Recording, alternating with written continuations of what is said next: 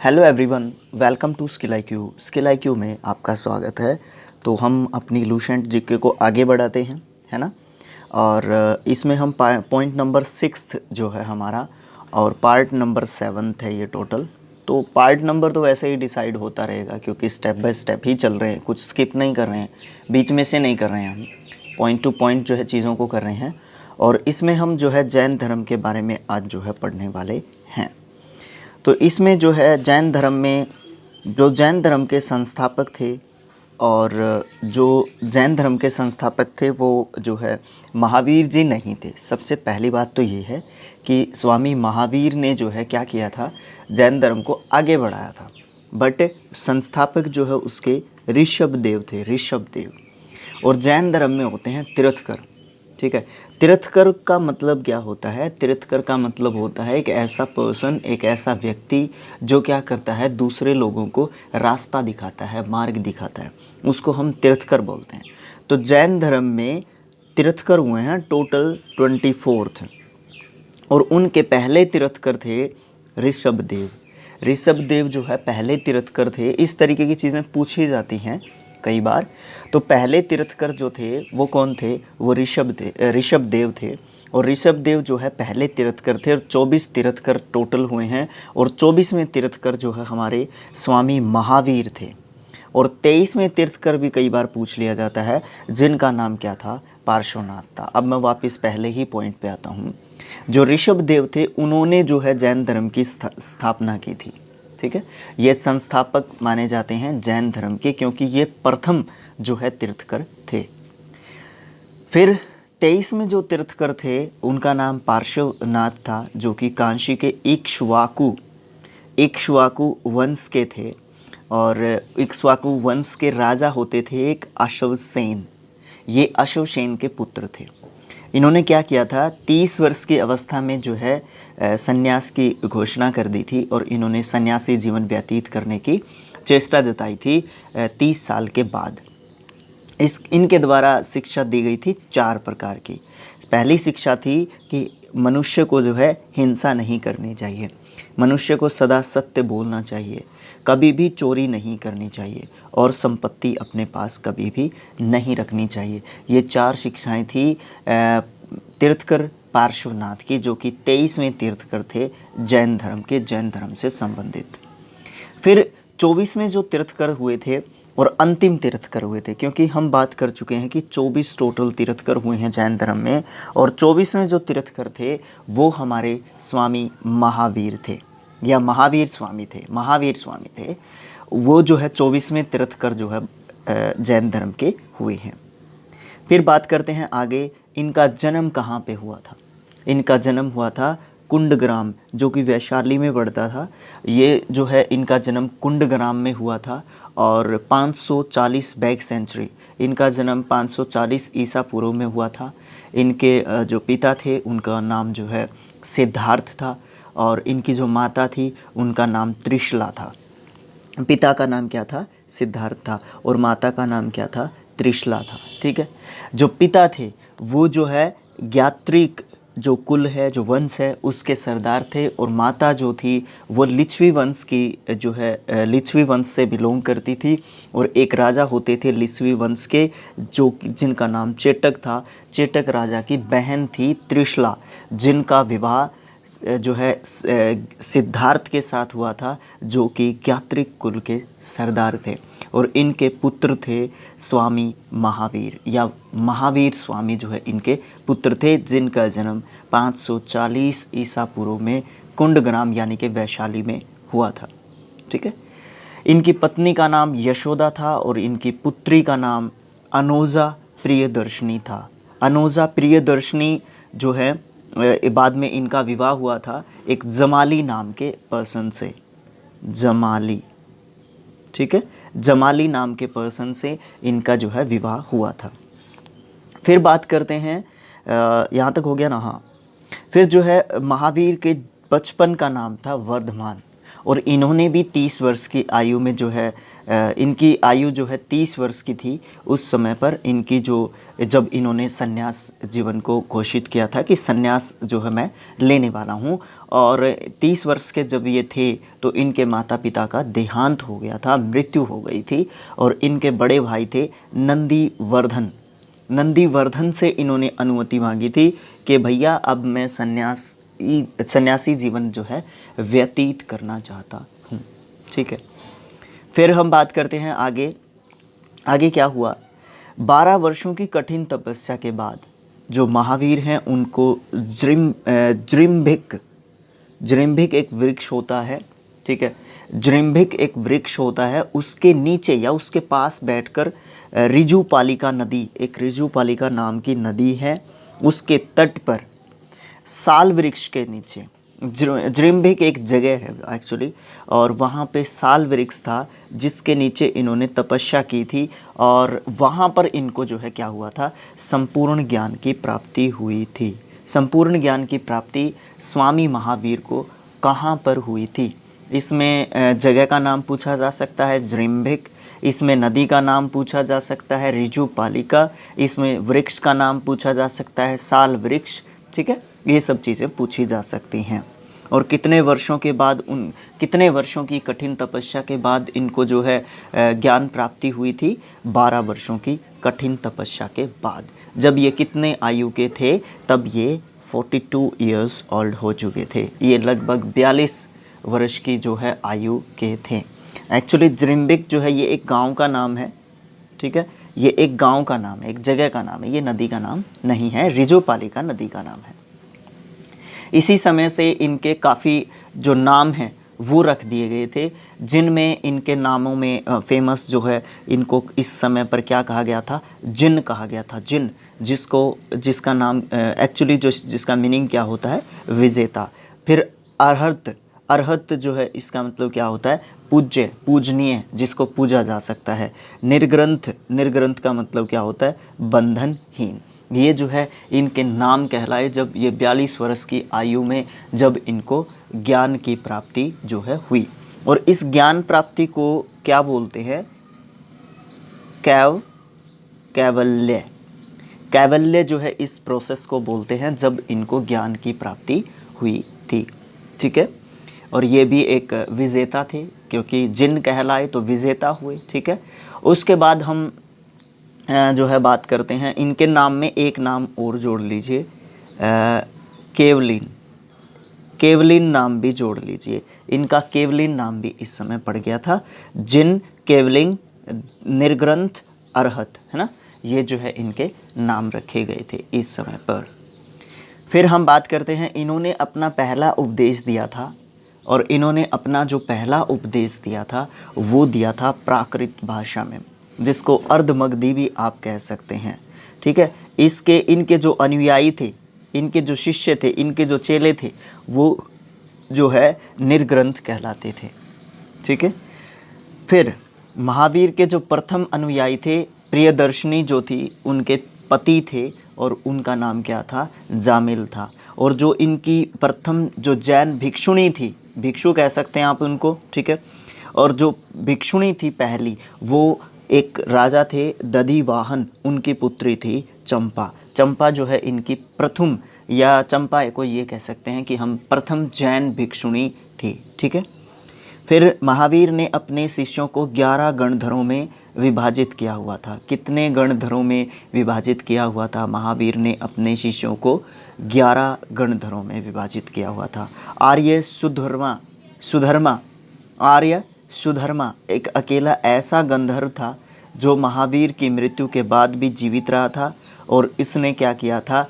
जैन धर्म का प्रथम थेरा, यानी कि मुख्य जो उपदेशक जिसको कहते हैं, वो जो है बाद में वो बना था। यानी कि जैन धर्म को आर्य जो सुधर्मा है, उन्होंने जो है महावीर की मृत्यु के बाद जो है जैन धर्म को आगे बढ़ाया था। थेरा का मतलब होता है मुख्य उपदेशक, जिन्होंने क्या किया था? एक उपदेशक के रूप में जो है क्या किया था? जैन धर्म को आगे बढ़ाया था। जैन धर्म की मृत्यु के बारे में अगर आप बात करना चाहें तो कुछ इस तरीके के पॉइंट्स जो है शामिल किए जा सकते हैं।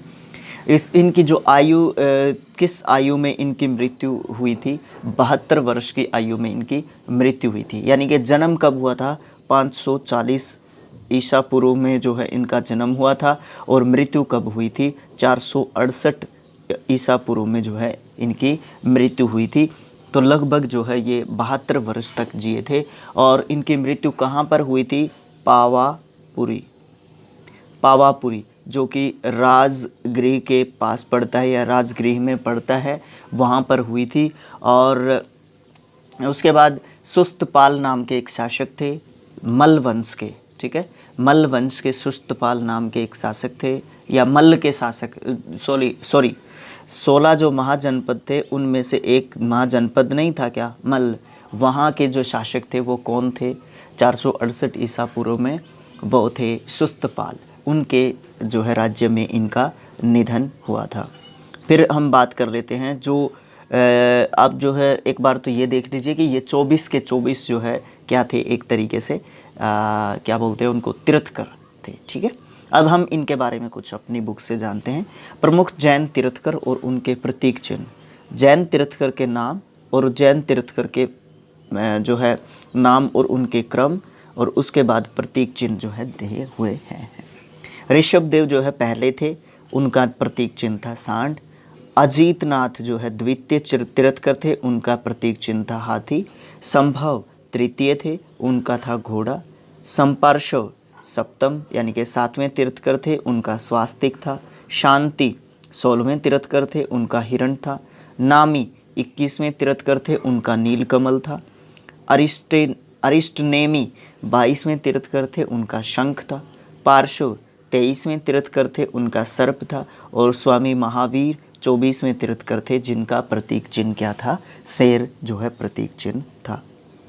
फिर नोट दिया गया है यहाँ पे, क्योंकि एक एक पॉइंट्स के ऊपर हमें जो है डिस्कशन करना है, जो एग्ज़ाम पॉइंट ऑफ व्यू से ज़रूरी है। दूसरी बात, कुछ एडिशनल इन्फॉर्मेशन भी जहाँ पे ज़रूरी पड़ती है वहाँ पे भी कर लेते हैं, और नहीं तो कई बार स्किप करने की या सिर्फ और सिर्फ रीड करने की ज़रूरत होती है। उस पॉइंट को हम रीड करके भी आगे चले जाते हैं। जैन तीर्थकरों जिसमें ऋषभ देव और अरिष्टनेमी, इनके नामों का उल्लेख जो है हमें कौन से वेद में मिलता है? ऋग्वेद में मिलता है। अरिष्टनेमी को भगवान कृष्ण का निकट जो है संबंधी बताया गया है। और ये कौन से तीर्थकर थे हमारे अरिष्टनेमी? आप मुझे कमेंट बॉक्स में लिख के बताइए, अरिष्टनेमी जो है कौन से तीर्थकर थे? अभी ऊपर किया था।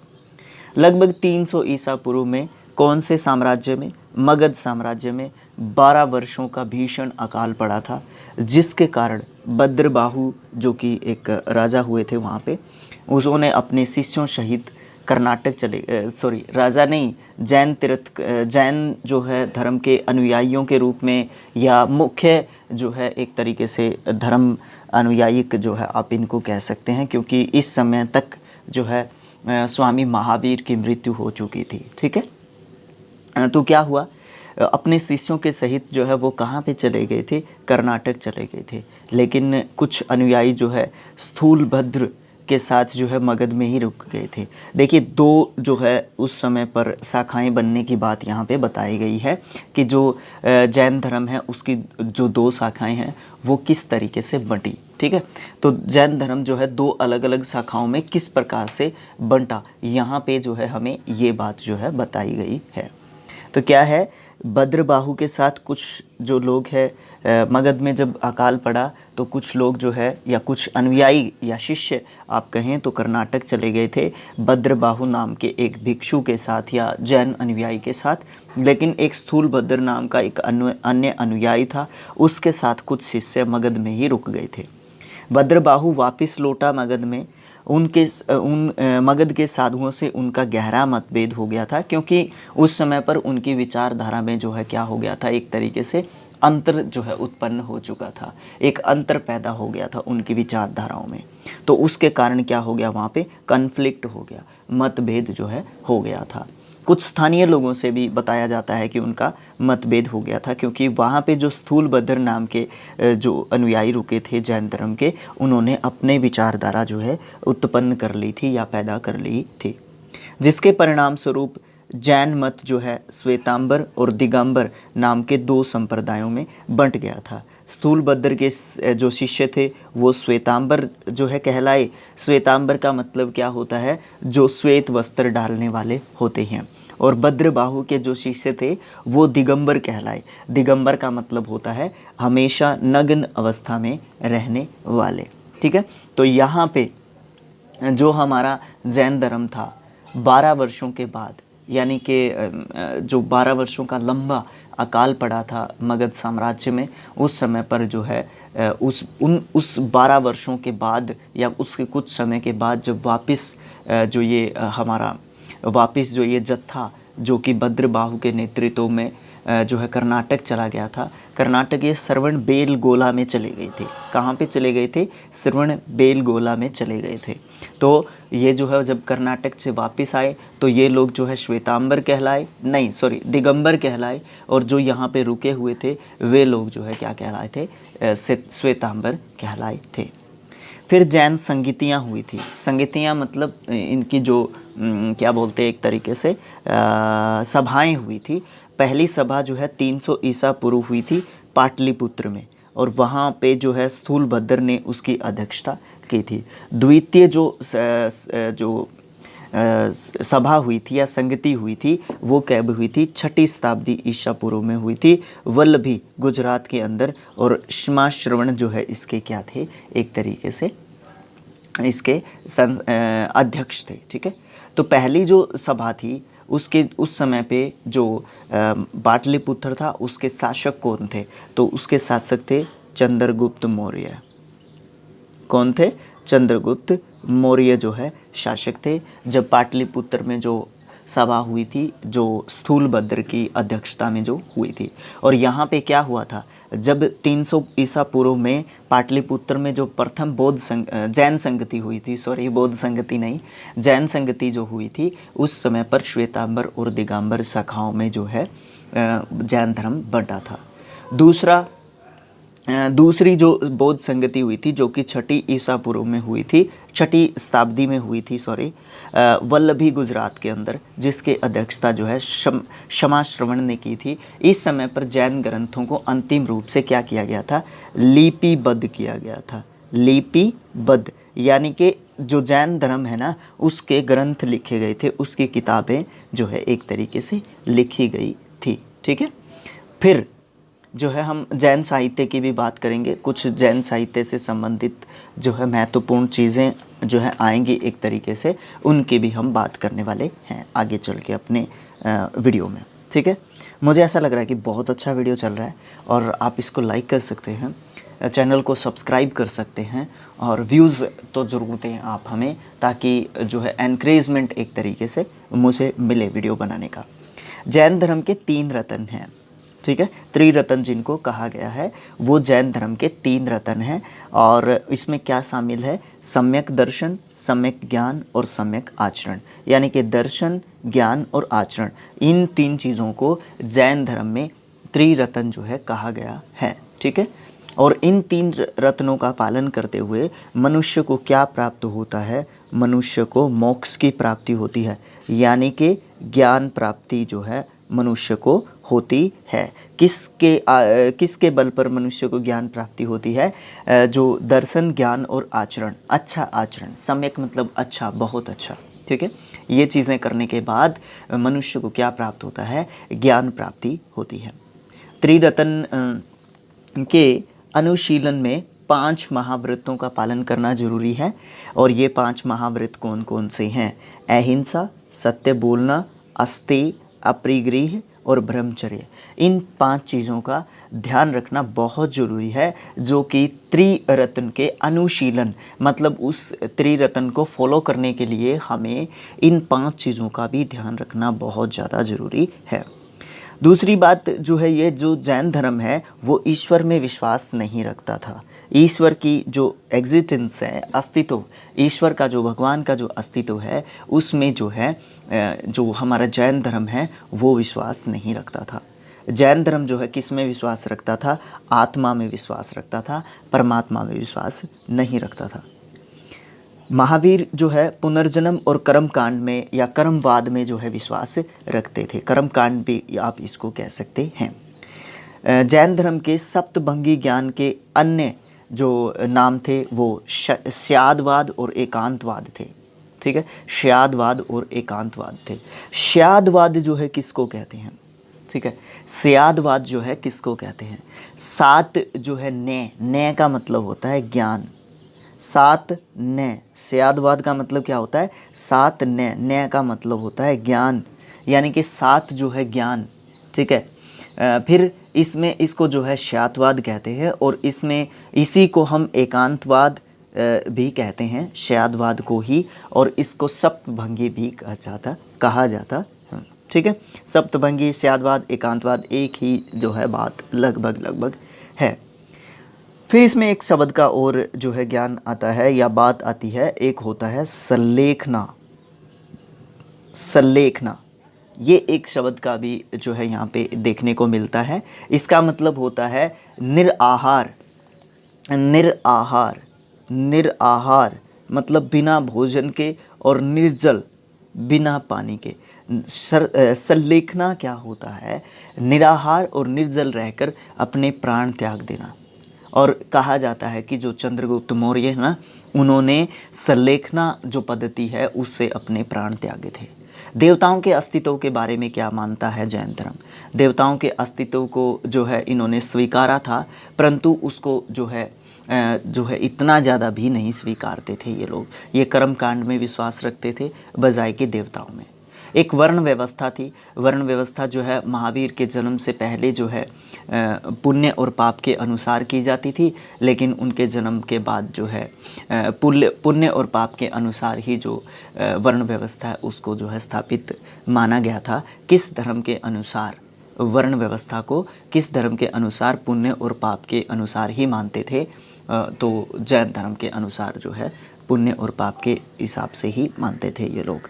बात करते हैं, अपने पॉइंट को कंटिन्यू करते हैं। ये बीच में सप्तभंगी ज्ञान और सस्यादवाद और अनेकांतवाद जो है इनसे जो है रिलेटेड कुछ बातें थी, तो इसलिए हम जो है थोड़ा सा पॉइंट्स से अलग चले गए थे, क्योंकि इन पॉइंट्स के बारे में और भी ज़्यादा बताना था।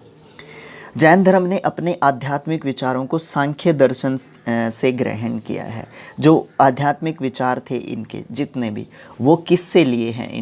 इन्होंने जो है ये सांख्य दर्शन से लिए हैं। बताना चाहेंगे आप सांख्य दर्शन क्या होता है? आज मैंने आपसे क्वेश्चन नहीं किया एक भी, है ना, वैसे करना चाहिए था ना। जैन धर्म को मानने वाले कुछ राजा थे, जिसमें उद्दीन, वंद राजा, चंद्रगुप्त मौर्य, कलिंग नरेश खारवेल, राष्ट्रकूट राजा अमोघवर्ष, चंदेल शासक। तो ये कुछ शासक थे जो कि जैन धर्म के उपासक थे। जैन धर्म को आगे बढ़ाने में या जैन धर्म का प्रचार प्रसार करने में इन्होंने जो है काफ़ी महत्वपूर्ण भूमिका निभाई। मैसूर के गंग वंश के मंत्री थे। चामुंड के प्रोत्साहन से, चामुंड उनका नाम था, उनके प्रोत्साहन से कर्नाटक के श्रवणबेलगोला में 10वीं शताब्दी के बीच में विशाल बाहुबली की मूर्ति यानी कि गोमतेश्वर की मूर्ति का निर्माण किया गया था। कहाँ पे किया गया था? किस वंश के मंत्री थे? उनका नाम क्या था? कर्नाटक के किस जगह पे की गई थी? कौन सी शताब्दी में की गई थी? किसकी मूर्ति थी? उसका दूसरा नाम क्या है? ये सारे के सारे क्वेश्चंस के जवाब जो है इस पॉइंट के अंदर दिए गए हैं। खजुराहो के जैन मंदिर हैं, बड़े फेमस हैं। खजुराहो के जैन मंदिर ये किस राज्य में पड़ते हैं? ठीक है, अब बताइए आप मुझे कमेंट बॉक्स में लिख के ये किस राज्य में पड़ते हैं। खजुराहो के जैन मंदिर हैं, इनका निर्माण कौन से शासकों के द्वारा किया गया था या किस वंश के शासकों के द्वारा किया गया था? तो ये इन मंदिरों का जो निर्माण है ना, वो किसके द्वारा किया गया था? वो चंदेल शासकों के द्वारा किया गया था। मौर्येतर, मौर्यों के बाद, मौर्योत्तर मतलब मौर्यों के बाद जो युग था उसमें मथुरा जो था वो जैन धर्म का प्रसिद्ध केंद्र था। और मथुरा जो कला है उसका संबंध किस धर्म से है? उस कला का, मथुरा कला का संबंध जो है जैन धर्म से है। जैन तीर्थंकरों की जो जीवनी है वो भद्रबाहु के द्वारा लिखी गई है, और वो किस नाम से लिखी गई है? कल्पसूत्र नाम से जो है लिखी गई है। फिर हम बात करते हैं 72 वर्ष की आयु में जो महावीर हैं उनको निर्वाण प्राप्ति हुई थी, और 468 ईस्वा पूर्व में बिहार राज्य के पावापुरी जो कि राजगीर में पड़ता है, वहाँ पे जो है इनकी इनको निर्माण प्राप्ति हुई थी या मृत्यु जो है इनकी हुई थी। इसके बारे में डिस्कशन भी कर चुके हैं हम बीच में। लास्ट पॉइंट है इस बुक के हिसाब से, फिर हम किसी दूसरी बुक के हिसाब से भी या एक्स्ट्रा जो फैक्ट्स हैं उनको भी ऐड करेंगे। मल्ल राजा थे एक श्रीतिस्तपाल थे, श्रीस्तिपाल थे। राजप्रसाद में, जगह का नाम था राजप्रसाद, वहाँ पे स्वामी जो महावीर थे उनको निर्माण प्राप्त जो है हुआ था। ये कोई ख़ास पॉइंट नहीं है। अब हम कुछ एक्स्ट्रा फैक्ट्स की बात कर लेते हैं, यहाँ पे लिख लेंगे उनको, ठीक है। देखिए, अब हम सबसे पहले बात करते हैं जो जैन धर्म है उसके प्रसार के बारे में, उसका फैलाव कहाँ कहाँ तक हुआ था। देखिए, जो ज्ञान प्राप्ति हुई थी जब इनको कैवल्य जो प्राप्त हुआ था, अच्छी तरीके से लिख देता हूँ, कैवल्य जब प्राप्त हो चुका था स्वामी महावीर को, तो उसके बाद उन्होंने प्रथम उपदेश जो है आपको पता है कि कहाँ पे दिया था। फिर दूसरी बात, इन जमाली जो कि महावीर के दामाद थे, उनकी बेटी का नाम क्या था? उनकी बेटी प्रियदर्शनी थी, उनके पति देव थे। ये जो है इनके प्रथम जो है शिष्य बने थे या अनुयायी, आप एक तरीके से कह सकते हैं, बने थे। फिर हम बात करते हैं चंदना। एक चंदना जो है थी लड़की, चंदना, ठीक है। ये किसकी बेटी थी? ये जिसका नाम अभी जान जाएंगे आप, चंपा, ठीक है। चंदना या चंपा, ठीक है। ये जो है एक दधिवाहन जो नरेश हैं उनकी पुत्री थी, सॉरी। ये जो है महावीर की प्रथम भिक्षुणी बनी थी, जिसके बारे में हम जान चुके हैं। इनके प्रधान शिष्य थे कितने? 11 जो है महावीर के प्रधान शिष्य थे, जिनको क्या कहा जाता था? जिनको गणधर कहा जाता था। गणधर किनको कहा जाता था? जो प्रधान शिष्य थे। कितने थे? 11 थे। किन के? स्वामी महावीर के। स्वामी महावीर ने धर्म का प्रचार जो है किस भाषा में किया था? तो उसका जवाब है प्राकृत भाषा में जो है इन्होंने जैन धर्म का प्रचार प्रसार किया था। इन्होंने पावापुरी जगह पे जहाँ पे इन्होंने अपने प्राण त्याग दिए थे, वहाँ पे इन्होंने जैन संघ की स्थापना की थी। कुछ लोगों की बात करते हैं, कुछ नामों की बात करते हैं, जिनमें आनंद और सुरदेव, कामदेव, ठीक है, कामदेव मैं बोल रहा हूँ। फिर है कुंडकोलीय। ये 4 नाम थे, आनंद, सुरदेव, कामदेव, कुंडकोलीय। ये उनके प्रमुख शिष्यों में से थे, यानी कि ये उन 11 शिष्यों में थे, 11 शिष्यों में से थे जिनको हम क्या कहते हैं? गणपत भी जो है हम गणधर जो है कहते थे, पथ नहीं धर, ठीक है। जो है उसके बाद जो स्वामी महावीर की जब मृत्यु हुई थी, उसके बाद सुधर्मन जो है जैन संघ का जो है क्या बना था? अध्यक्ष बना था, जिन्होंने अपनी अध्यक्षता के दौरान क्या किया था? जो है आगे बढ़ाया था जैन धर्म को, ठीक है। फिर कुछ लोग थे जिनके बारे में हम जो है डिस्कशन कर चुके हैं कि उन लोगों ने क्या, कुछ शासक थे जिन्होंने क्या किया था? जैन धर्म को आगे बढ़ाया था। इनके बारे में हम बात कर चुके हैं, ठीक है। और इस प्रकार से हमारा जो जैन धर्म है वो जो है ख़त्म हो जाता है। नहीं सॉरी, एक पॉइंट और रहता है, साहित्य के आगे आप जैन लगा दीजिए। जैन साहित्य में हम जो है सबसे पहली बात तो जैन साहित्य को आगम कहा जाता है। जैन साहित्य को क्या कहा जाता है? आगम कहा जाता है। इसके 12 तो अंग हैं। अंग कितने हैं? 12 हैं। और उपांग कितने हैं?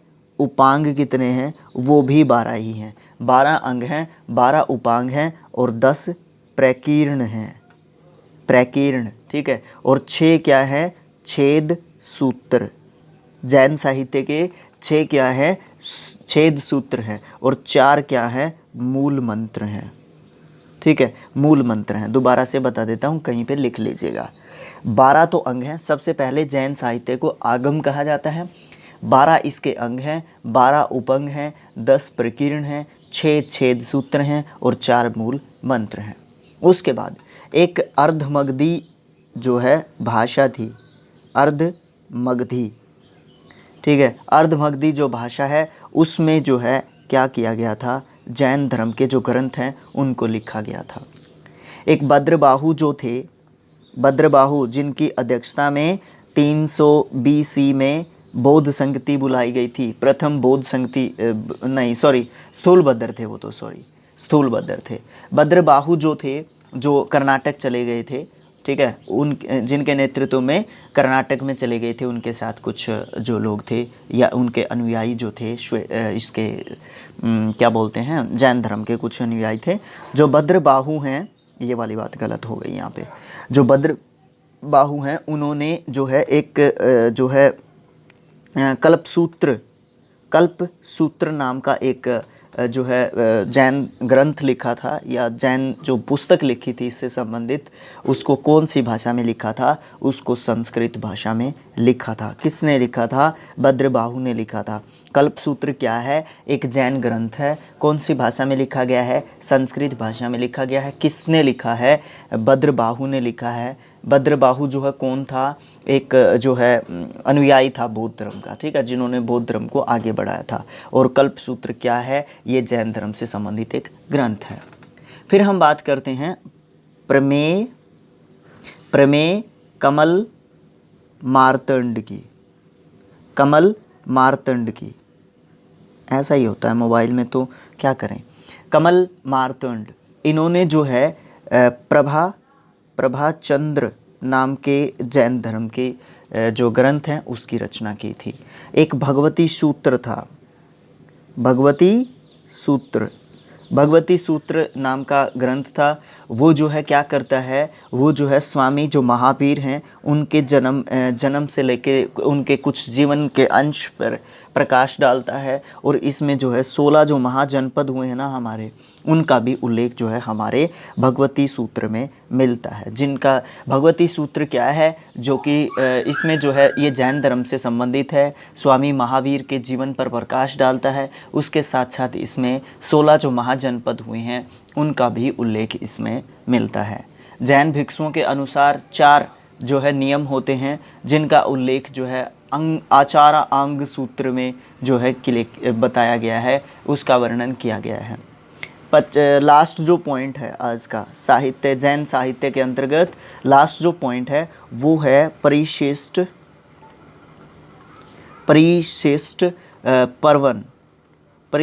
पर्वन। ये एक जैन ग्रंथ है। इसकी रचना किसने की थी?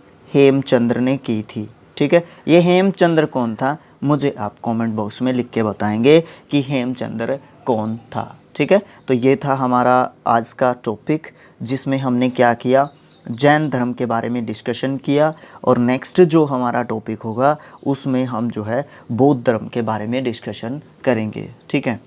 इसमें हम जो है अपनी तरफ से बेस्ट देने की कोशिश कर रहे हैं। आप लोग जो है इसमें अपना बेस्ट कैसे दे सकते हैं, आप लोग वीडियो को पूरा देखें। जो भी आपको समझ में नहीं आता है कमेंट बॉक्स में बताएं।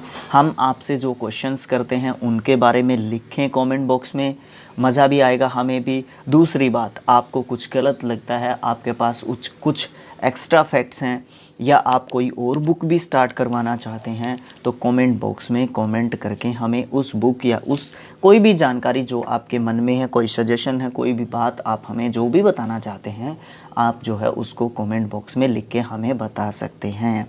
आपके सजेशंस का, आपकी जो बातें होती हैं उनका मोस्ट वेलकम जो है कमेंट बॉक्स के थ्रू रहेगा, ठीक है। तो thanks for watching, thank you so much, keep supporting us and keep sharing the video, है ना। Thank you so much.